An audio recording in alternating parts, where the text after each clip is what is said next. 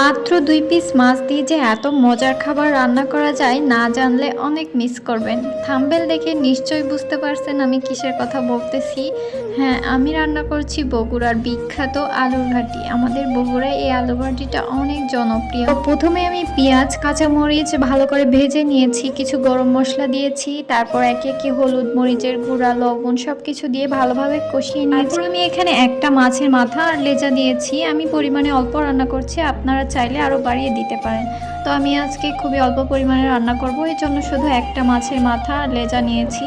তারপর মাছগুলো ভালোভাবে একটু কষিয়ে নিব। কষানো হয়ে গেলে সামান্য পরিমাণে পানি দিয়ে ঢাকনা দিয়ে এখন আমি ঢেকে দিব, ভালোভাবে মাছটা যেন সিদ্ধ হয়ে যায় সেই পর্যন্ত অপেক্ষা করব।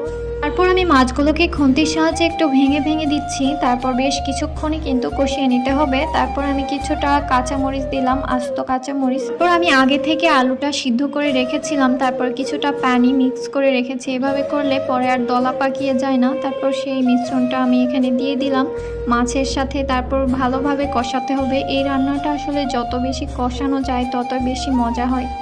আপনারা আমাকে জানাবেন তো আপনারা কে কে আলু ঘাটি খেয়েছেন, কে কে জানেন বা জানেন না এটাও আমাকে জানাতে পারেন। আসলে এই আলু ঘাটির পিছনে অনেক স্মৃতি জড়িয়ে আছে, বগুড়ার মানুষ তারাই শুধু জানবে। তারপর আমি এটা বেশ কিছুক্ষণ কষিয়ে নিয়েছি। তারপর আমি একটু পানি দিয়ে দিলাম। তারপর আর কোনো পানি দেওয়া যাবে না, এবার শুধু অনবরত জাল করতে হবে। আর রান্না করতে করতে একটা সময় আপনি নিজেই বুঝতে পারবেন এটা রান্না হয়ে গেলে কালারটাই চেঞ্জ হয়ে যাবে আর ঘ্রাণটাও অন্যরকম হয়ে যাবে।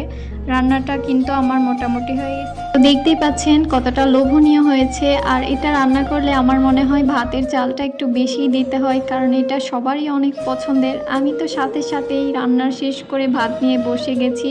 আমার কাছে তো অনেক বেশি ভালো লাগে। আপনাদের কাছে কেমন লাগে অবশ্যই জানাবেন। আর ভিডিওটি কেমন লাগলো এটাও জানাবেন। আজকের ভিডিও এখানে শেষ করছি। সবাই ভালো থাকবেন। আল্লাহ হাফেজ।